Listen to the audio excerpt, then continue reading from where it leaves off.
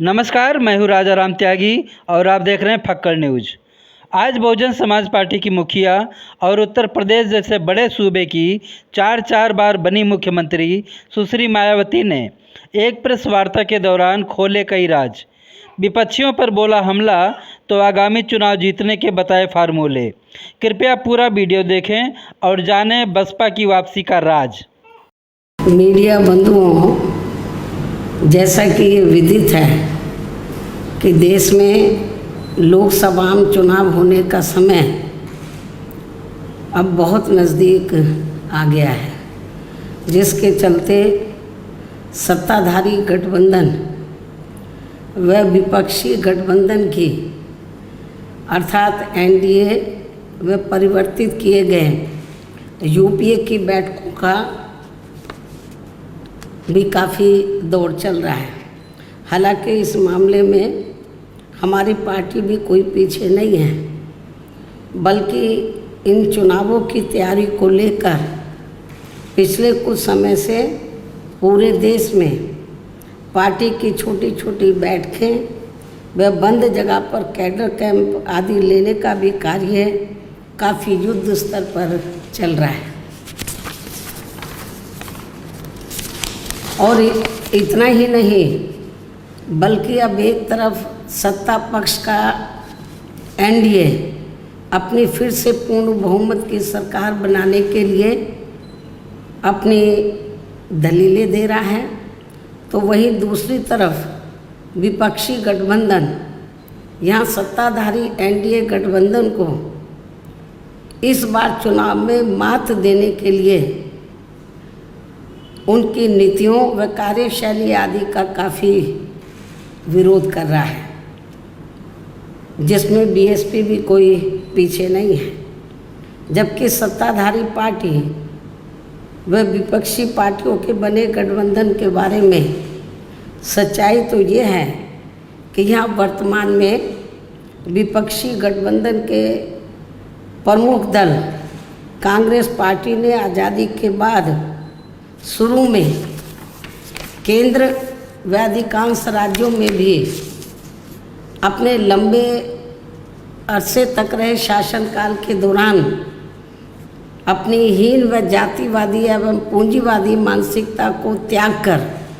यदि देश व आम जनहित में तथा कमज़ोर वर्गों के हितों में भी पूरी ईमानदारी से कार्य किया होता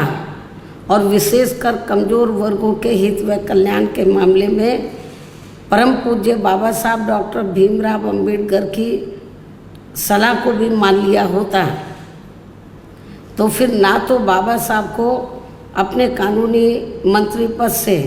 उस समय इस्तीफा देना पड़ता तथा ना ही आगे चलकर कांग्रेस पार्टी को केंद्र व अधिकांश राज्यों की भी सत्ता से बाहर होना पड़ता तथा ना ही फिर कमज़ोर वर्गों के लोगों को मजबूरी में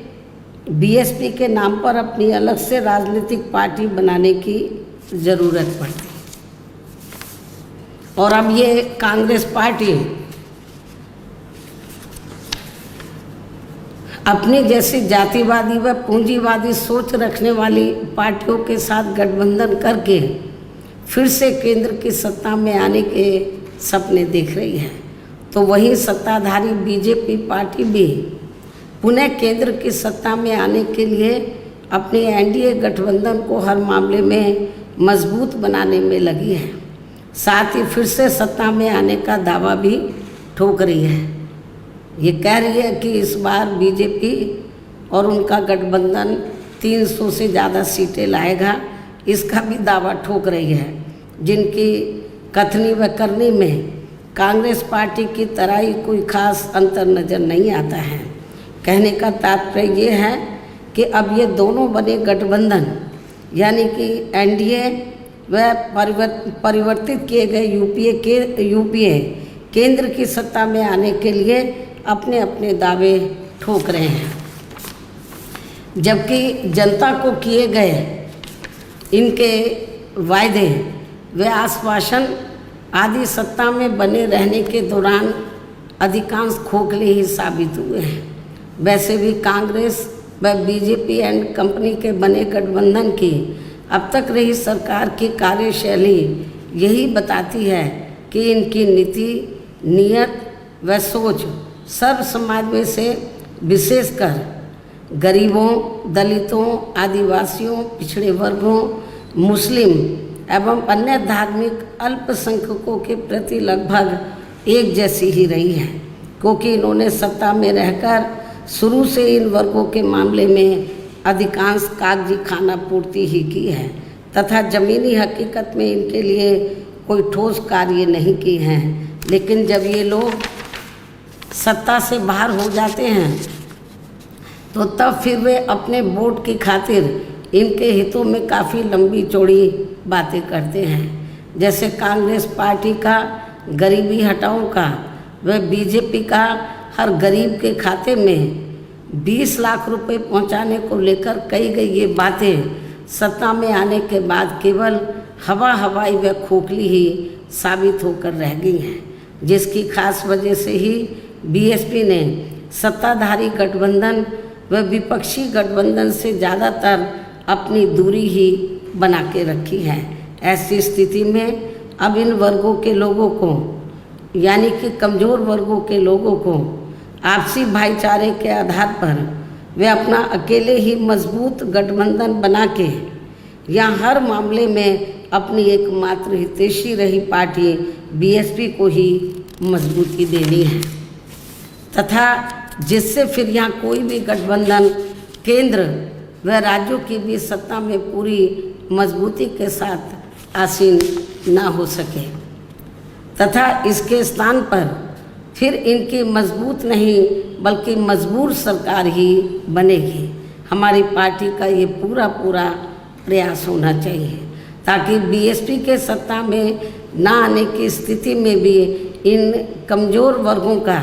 यानी कि दबे कुचले लोगों का ये लोग ज़्यादा शोषण ना कर सकें। इतना ही नहीं बल्कि ऐसी स्थिति में बीएसपी को भी सत्ता में आसीन होने का मौका मिल सकता है। और जब तक हम लोग अकेले अपने बलबूते पर खड़े नहीं हो पाते हैं, इसलिए इन सब बातों को ध्यान में रखकर अब बीएसपी को लोकसभा चुनाव में व इससे पहले राजस्थान, मध्य प्रदेश, छत्तीसगढ़ व तेलंगाना आदि राज्यों में होने वाले विधानसभा चुनाव में भी अकेले ही चुनाव लड़कर अपनी पार्टी का बेहतर रिजल्ट लाना होगा। लेकिन बीएसपी पंजाब, हरियाणा आदि इन राज्यों में वहाँ की रीजनल पार्टियों के साथ मिलकर जरूर चुनाव लड़ सकती है, बशर्ते अब वर्तमान में उनका एनडीए व परिवर्तित किए गए यूपीए से भी कोई संबंध नहीं होना चाहिए। इसके साथ ही पार्टी के लोगों को हर स्तर पर सत्ताधारी गठबंधन व विपक्षी गठबंधन के सभी साम दाम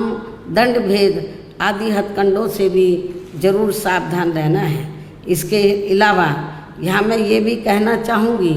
कि देश में लगातार बढ़ रही कमर तोड़ महंगाई, अति गरीबी व बेरोजगारी आदि की इन गंभीर समस्याओं के प्रति केंद्र के उत्तरदायित्व को लेकर कल से शुरू हो रहे संसद के मानसून सत्र में जवाबदेही का लोगों को काफ़ी बेसब्री से इंतजार है। किंतु मणिपुर में जारी चिंतनीय हालात, हिंसा व सुरक्षा ही अब नया मुद्दा बन गया है। किंतु इन समस्याओं के प्रति भाजपा का रवैया अब तक व्यापक जनहित का कम तथा अपने राजनीतिक स्वार्थ का ज़्यादा देखने को मिल रहा है, जिस कारण देश से जुड़े इन मामलों का जटिल बने रहना अति दुखद है। जबकि देश की प्रगति लोगों की उन्नति में ही निहित है, जिस पर पूरा ध्यान केंद्रित करने की भी सख्त ज़रूरत है। और अब लोकसभा चुनाव से पहले संसद में सरकार व विपक्ष का रवैया तकरार, आरोप प्रत्यारोप व जिम्मेदारी से भागने का नहीं, बल्कि इन ज्वलंत जन समस्याओं को दूर करने संबंधी समाधान का होना चाहिए, क्योंकि इस समय समस्त गरीब एवं मेहनतकश जनता का जीवन काफ़ी दुखी व त्रस्त है, जिनकी सही से चिंता करना सभी का दायित्व भी बनता है। अंत में अब मैं अपनी बात यहीं समाप्त करती हूँ। धन्यवाद। जय भीम व जय भारत। साथियों, फक्कड़ न्यूज आपकी आवाज है और आप हमारी ताकत हैं, इसलिए ऐसे ताजा अपडेट पाने के लिए हर खबर पर लाइक और कमेंट जरूर करें। यदि चैनल पर नए हैं तो कृपया फक्कड़ न्यूज को सब्सक्राइब कर अपनी ताकत हमें प्रदान करें, और हाँ, हर खबर को अपने ग्रुपों में ज्यादा से ज्यादा जरूर शेयर करें। बहुत बहुत धन्यवाद।